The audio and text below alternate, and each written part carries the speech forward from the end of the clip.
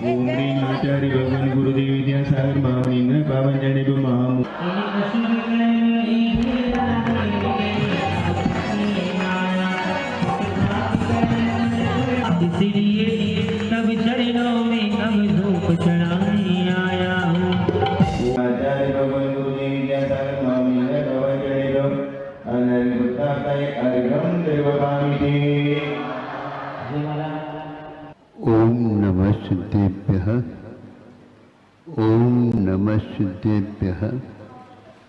ओम नमः सिद्धेभ्यः। अहिंसा परमो धर्म की। आचार्य गुरुवर श्री कुंद कुंद भगवान की। आचार्य गुरुवर श्री ज्ञान सागर मुनि महाराज की जय।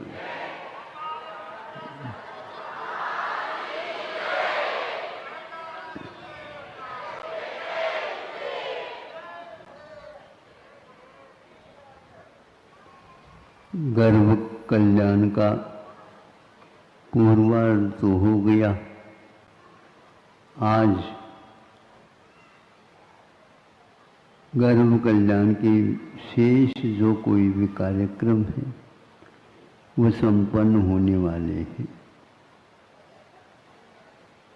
कल जन्म होगा, जन्म कल्याणक मनाया जाएगा। परसों तप का काम है और आगे का दिन केवल ज्ञान हो जाएगा। 3-4 दिन तो अब रह गए हैं आपके, अभी चालू नहीं हुआ, 3-4 दिन रह गए। यह काल अनाहत रूप से चलता रहता है। कहने का तो काल को हम कहते हैं, किंतु काल के माध्यम से हम चलते रहते हैं, परिणमन अपना होता रहता है। यह वस्तु का स्वरूप है। किसी किसी के लिए यही काल निर्वाण के लिए कारण बनता है, तो किसी किसी के लिए यही काल संसार में भटकने के लिए ही कारण निमित्त बनता है। काल के कारण ये भटकना होता है, ये निर्माण मिलता है, एक प्रकार से गलत धारणा है। काल के पास कोई पक्षपात है ही नहीं। पक्षपात करने वाले 6 द्रव्य में से एक द्रव्य है जो भगवान का भी पक्ष लेता है, तो अन्य वस्तु का भी वह पक्ष लेता है। इस काल को यद्यपि स्वीकारा है, ये मांगलिक काल आ गया है। जिस समय आप उन मंगल कार्य को करते हो, उस काल के ऊपर सुभिक्ष आदि का एक प्रकार से आप ठप्पा लगा लेते हो। वस्तुतः काल आपके ऊपर आधारित नहीं है। आचार्यों ने इसके लिए एक उदाहरण दिया है, तो जीव का उसमें कहाँ तक कैसा योगदान रहता है कोई कार्य के लिए, और उसमें काल का कहाँ तक रहता है। आप लोगों ने कुंभकार को देखा होगा। कुंभ आदि बनाते रहते हैं, बनते रहते हैं, खूब वह अपने आंगन में बना बना करके रखता है। जिस समय वह घड़ा बनाता है, घड़ा ही बनाए कोई नियम नहीं है, वह चाक घूमता रहता है। पहले शुरुआत में उसे घुमाया जाता है कुंभकार के द्वारा, और वह चाक घूमना प्रारंभ कर देता है। अब वह यदि चाक अथवा नीचे के जो कील है वह इसको घुमाता रहता है, क्या दूसरा कोई घुमाता? वह तो स्थिर है नीचे, वो राड या लकड़ी का जो कुछ भी खूंटा खोल रखा है, किंतु ऊपर से ये गिर रहे। इसके अलावा जो भिन्न भिन्न पात्र बन रहे हैं वह कुंभकाल के उपयोग की बात है। कुंभकाल के उपयोग में यदि घड़ा बनाने का भाव आया है तो वह घड़ा बना देता है।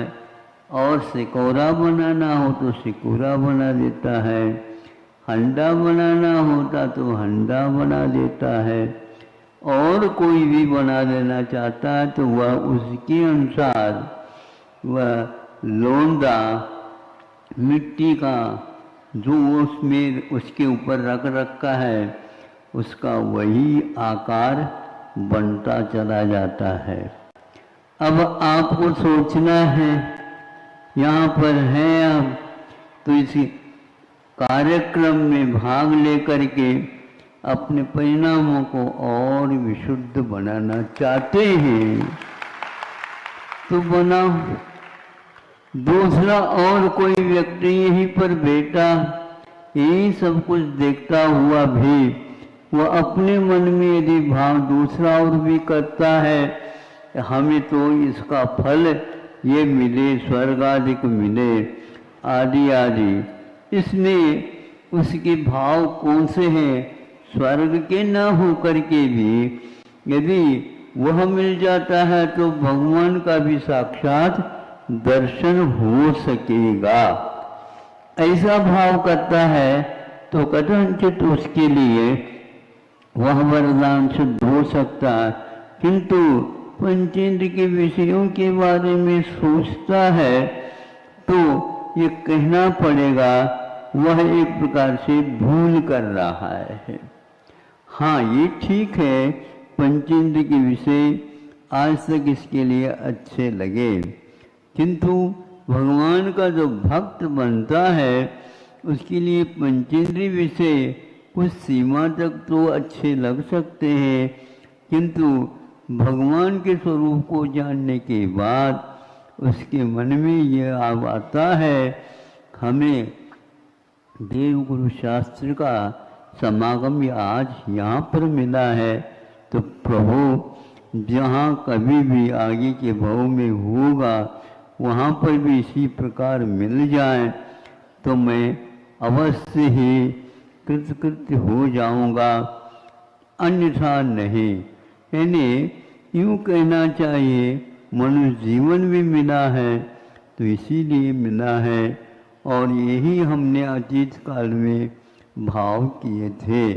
तो वह जिस प्रकार कुंभकार उस घड़े को बनाने का विचार करता है, घड़े में कभी भी विचार नहीं आते हैं, नहीं क्योंकि उसी घड़े को यदि मान लो थोड़ा सा गलत हो गया तो उसको नीचे उतार करके उसको वह मिटा भी देता है। क्यों मिटा देता है? क्योंकि ये हमारे काम के अब नहीं रहा है। उसी प्रकार आप लोगों को भी समझना है, हे भगवान मैं ये भाव नहीं करना चाहता था फिर भी यह भाव हो गया है। इस प्रकार उस अशुद्ध भाव को दूर करने के लिए भगवान के साक्षी पूर्वक अथवा गुरुओं के साक्षी पूर्वक जनमानी को स्मरण करके अपने आप के भाव को सुधारना चाहिए। हमें हमेशा हमेशा इन लोगों के यदि योगदान मिला है तो इसका लाभ पूर्ण ले लेना चाहिए। यदि आप इसका पूर्ण लाभ नहीं लेते हैं, थोड़े लेते हैं, तो यह आपकी कमी मानी जाएगी, अथवा यूँ कहना चाहिए उस कार्य में पूर्व में किया हुआ जो कर्म है वह बाधा डाल रहा है। इस प्रकार आप लोगों के एक गर्भ कल्याणक पूर्वार्ध निकल गया, अब आधा ये भी होने वाला है। शेष जो 3 दिन और रह जाते हैं इसमें आप लोगों को अपना विशेष रूप से मन लगा करके जीवन में ये दुर्लभ जो घड़ी मिली है इसका सदुपयोग कर लेना चाहिए। देखो आप लोगों के यहाँ देव तक आ गए हैं, इसका अर्थ क्या होता है? इसका अर्थ यह होता है अन्यत्र कहीं नहीं गए किंतु यहाँ पर इसलिए आए हैं। अन्यत्र जहाँ कहीं भी वह देव लोग जाएंगे तो वहीं पर मुख्य रूप से जाते हैं, जहाँ पर भगवान विराजमान रहते हैं, जहाँ पर तपस्वियों का तप चलता रहता है, जहाँ पर समोचरण लगा हुआ रहता है, अथवा जहाँ पर समोचरण का विहार होता रहता है, वहाँ पर जीवन पर्यंत वह इंद्र भी अपना इसी में योगदान देता रहता है। बार बार सोचने से ऐसा लगता है वह सौधर्म इंद्र अपने आप को इंद्र नहीं मानता होगा। वैसे तो मानता है, लेकिन फिर भी उसको अपने इस पर्याय के ऊपर भगवान ये पर्याय तो मिल गई, किंतु आपके सानिध्य का मुझे लाभ नहीं मिल सका। मिला तो है, कैसे नहीं मिला? नहीं मिला तो है। मैं भी मनुष्य होता तो अवश्य ही आपके साथ ही हो जाता। यह विकल्प, यह भाव उसके मन में आते हैं। और आप लोगों के यहाँ आते हैं क्या? नहीं पता, आते हैं आप लोगों के भाव, लेकिन आते तो है महाराज, किंतु हमारे इस प्रकार के कर्मों ने जकड़ रखा है। हम क्या करें? बिल्कुल हम क्या कह सकते हैं? हम भी तो जकड़े हुए हैं, क्योंकि हम चाहते हुए भी आज साक्षात कीली आदि भगवान का दर्शन नहीं कर पा रहे, क्योंकि इसमें हमारे किए हुए कर्म ही एकमात्र बाधक है। अब आगे के लिए ऐसे कर्म न बंधे, भगवान हमें एक ऐसे कर्म बंधे जिसके द्वारा आपकी संगति, आपका सानिध्य, आपकी वाणी का उपदेश का लाभ हमें मिलता रहे, अथवा दिव्य और तपस्वी हैं उनका भी समागम मिलता रहे। समोसर में ये सारे एक साथ उपलब्ध होते हैं। आप देखो वहाँ पर उस दुकान में जाने वालों का कितना पुण्य है। पुण्य क्या, वह एक प्रकार से ऐसा साधन उन्होंने बनाया था, आज पूरा का पूरा वह लाभ उठा रहे होते हैं। फिर भी किए हुए कर्म जबरदस्त काम करते रहते हैं। आप लोगों को ऐसे कर्मों का बंधन करना चाहिए जिसके द्वारा अगले जीवन में एक बीच में जीवन रखे देव हो जाए, क्योंकि सम्य दृष्टि देव ही पर्याय पर आता है मनुष्य, और वहाँ से यहाँ आकर के बिल्कुल आप जा सकते सीधा ही निर्वाण। उसके योग्य मुनि बनना और तपस्या करना और शांत भाव रखना, आत्मचिंतन के साथ पूरा काल व्यतीत करना, ये बहुत संसार में आचार्य कुंद देव कहते हैं नवरिन सुडो विहत्तस। यह एक जो कि शरीर से पृथक आत्म तत्व है, यह एक सुलभ नहीं है, ये बहुत दुर्लभ है, बहुत ही दुर्लभ है। उस दुर्लभ वस्तु के साधन को आप पा चुके हो, देख करके अपने सोच करके आगे के लिए कम से कम रास्ता अपने को साफ कर देना चाहिए। यह एक प्रकार से संसार रूपी महान जंगल है। जंगल में वहाँ पर कोई भी आपका रक्षा करने वाला नहीं है, क्योंकि ऐसा कर्म ही नहीं किया है जिसके द्वारा रक्षा हो जाए। सब कुछ मिलने के उपरांत भी एक ही परिवार में कोई व्यक्ति व्यसनी निकलता है, कोई व्यक्ति व्यापार धंधे में ही 24 घंटा निकलता है, कोई उस परिवार में रहता ही नहीं, घूमता ही रहता है, उसी में उसको आनंद आता है। और कुछ ऐसे भी होते हैं, हे भगवान मेरा दायित्व पूर्ण हो जाए और जल्दी जल्दी आपके पास मैं आऊं। ऐसे आप लोग परिणाम करो, किंतु आज जो स्थापना करने जा रहे हैं आप लोग, ये बिंब केवल आपके लिए प्रतिनिधि के काम करने वाले हैं, क्योंकि यह वीतरागी भगवान के साक्षात रूप है। इस रूप के लिए ये कितनी कितनी साधना करनी पड़ती है, आपके सामने छिपी हुई बात नहीं है।